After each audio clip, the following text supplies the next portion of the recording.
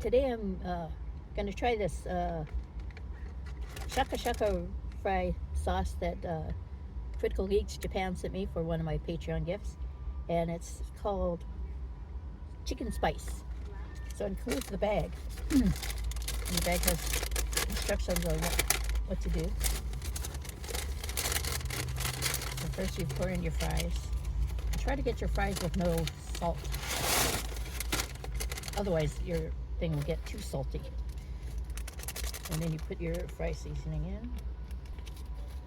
Get that whole thing in there. And you roll down the top. And then shake it. That's it.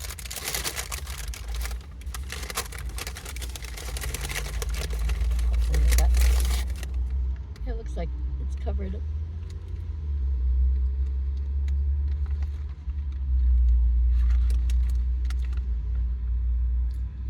There's kind of a chicken there. That's interesting. Chicken spice.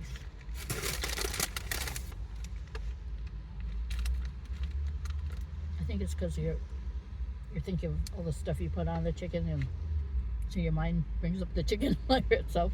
I'm not sure if there's real chicken in it because I can't read Japanese. Yeah, it's pretty good.